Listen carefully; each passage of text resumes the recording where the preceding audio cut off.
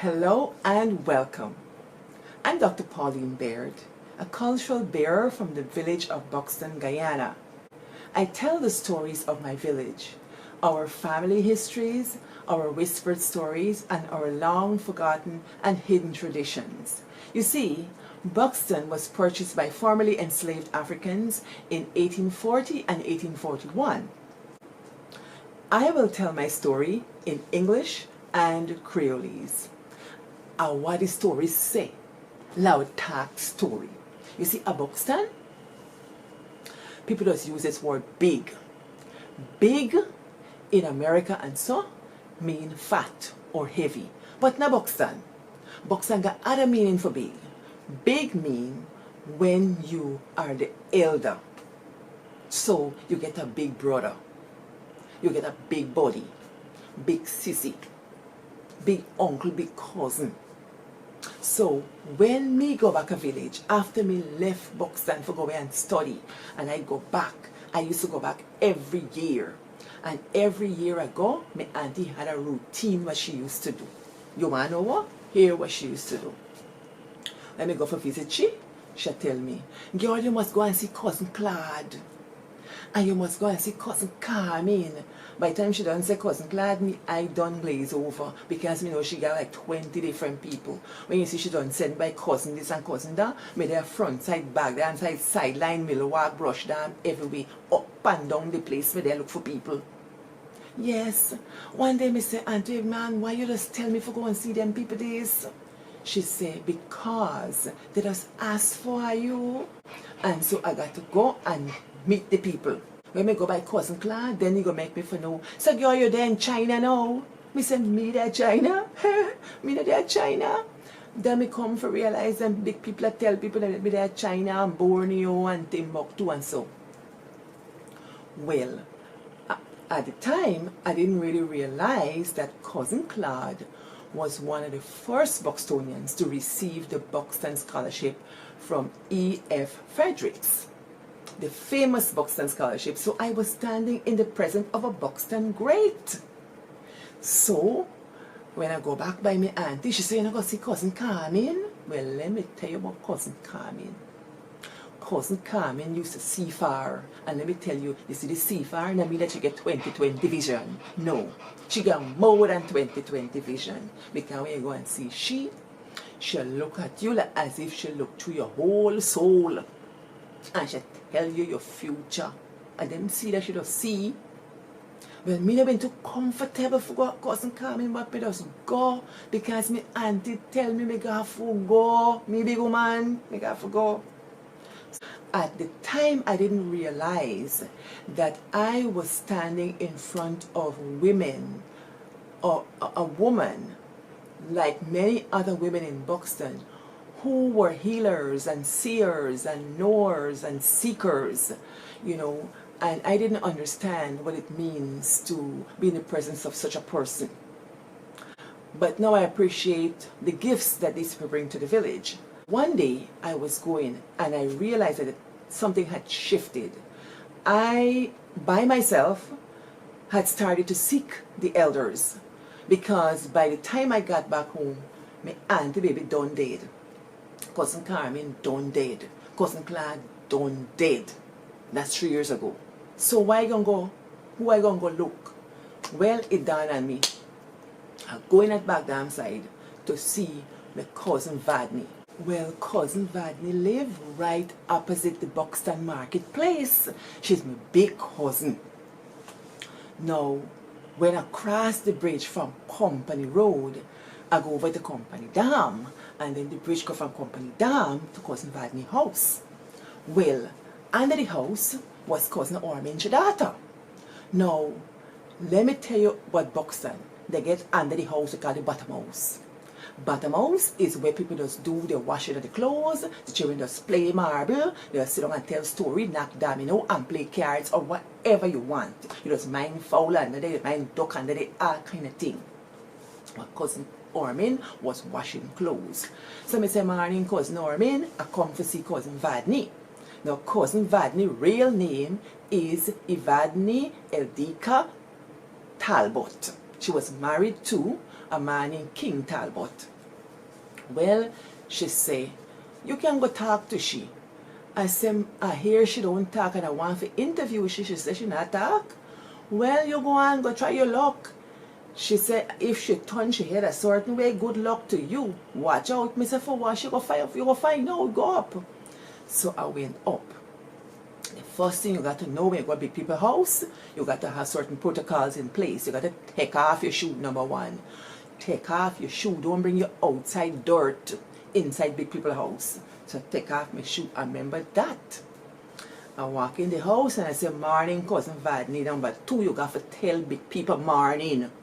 So I don't tell she morning. Don't make mistake and go and tell big people what the story say. What the story say is not for big people. It's for people you age. Because if you tell big people what the story say, they will ask you, hey, me and you pitch marble? Me and you been a play hopscotch and sal? Them is nothing to tell big people. So I tell she morning, she if she can sit down, she said yes. And I sit down. Well, me not ask she nothing, and she not ask me nothing. Music a play a market, and she sit down on the chair and she watch outside. Well, I start to think, I feel so privileged to sit down in front of my big cousin. Cousin Vadney been a 105. 105 years. Yes, that's years old. I sit down there, I say, what a privilege. And I'm writing notes to myself. And here is what I'm writing. I say, when I look at my cousin Vadney, I see my features. She face small, me face small. My auntie face been small, my grandmother face small. I see my genes lay out. And then I watch your body structure and your bone structure, she thin bone. She is what we just call in village fine. Me fine. When you're thin, they say you're fine. Not that fine I mean that you're pretty and all that though. It just means that you're fine, you're thin. So I see my bone structure in she. And I sit down there and I start to think, how much people can sit down in front of them, the family, who are 105. Not plenty people, you know. And when cousin Ormin come up, cousin Ormin say, you talk to she? Me say, well, me wait for the head turn. She say, hold on. But she said, Granny, you know is who this? She gave me one side eye, so. And she said, na me gang girl. I was so surprised. She called me for my mother. Like me, when she look at me, she must see my mother. And she said so. I was very happy. And then cousin Norman said to she, Granny, this is Amber, my granddaughter, and man Ivy great niece. Cousin Vadney said, hey, you take your eyes past me, big cousin.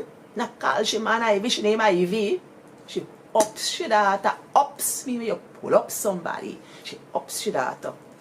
But that opened up a whole conversation. She started to tell me about my auntie and my uncles and my brother. And my brother just come carry gold, give she ask if she want gold. Or we just give she big squash and long bora. But she not cook now. She got to be done good. She said, you see that Dane? She used to come here and wait for Danny. That's since the 1970s. And listening to she. And after she done every generation, she go back. And she started telling about Auntie Dove. I don't know who are Auntie Dove, but Auntie Dove name come up plenty time. And then she talk about Auntie and Mitty and Auntie. And she talk about them Barat. She said, look, your family are Barat and Dover and Flassy Rodney, them Rodney. And your family are them Keela. Yes, and then people that Marcy Trim is with family because we had a cousin there.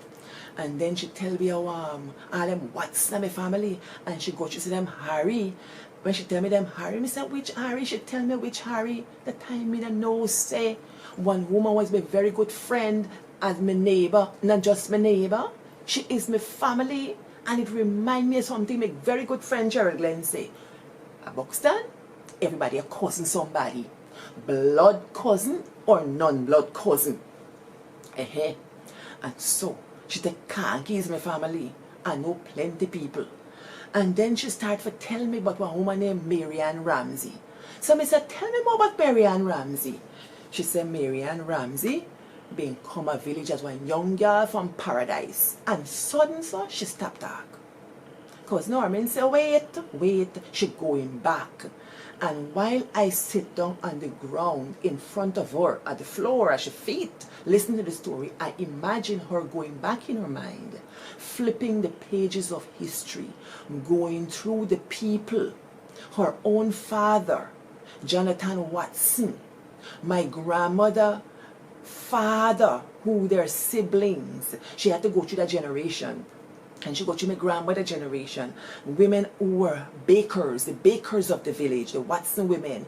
She got through that whole Watson Street from Old Road to Brush Dam, going through all them people, it's with people, all of Watson Street. And she come back and she say, Marianne Ramsey, being come from Paradise as a girl, and she come in 1881. Well, you know, your humble servant is hunting down Marianne Ramsey and going through any archives I could get to pin this lady to understand more about Marianne Ramsey and how she featured in our family. Cousin Vadney sit down there and tell me all the history about my family. I felt privileged to be in the presence of someone who could tell me about my roots and help me connect my familial relationships. That's what it means to sit at the feet of the elders, to know the story. I see her as a woman who is a library. She is a living library. Today, Cousin Vadney is 108 years old and going strong. When I done talk to she, I said to myself, this is a proper teaching here today. Bucks and people, when I go home from foreign, I just talk to our people, I just find them old people, but tell y'all, take off your fancy shoes and beat it to the doors of the old people, go down your history. When you know it, you can give it to your children and your children's children, and you get a good grounding in who we are. And more than that, you don't get nothing for say that you're going to marry your own cousin. You don't get a chance to marry your cousin because you're going to know your family. Yes. And more importantly, the ones who live in the village, find an old person, respect old people. They are books, their bodies are like books. They carry a history. Ask them questions. Ask them when they're born. That is not protocol in the village. We got to change that. Ask them when they're born. Ask them about things in their time. How you connect to one body and another body. The people have the knowledge. Get it. Get it, and you can keep it for your family so that Buxton and our people can live again and continue to live throughout the generations. If I get story, I attack the story and I walk good. And I show you some pictures of her. She looks out at the marketplace, she sits there and she listens, and when the music starts, she just walk up herself. She walking up herself. When she walking in the house, she a limping. She walking like normal people. She go to the fridge, she get what she want. And they say, if you left, she should go wash your clothes herself. And if you left, she should go and cook food. But them and doing that, they're gonna let you they're gonna light the fire and let you put on your thing and watch she. When I look at she face, me ain't see no crack or minimal crack. And I said to myself, when me get to age like a she, me can predict how me gonna look. Me never get plenty crack because it's in the genes. So go look at your family and see if I see your face and I walk good.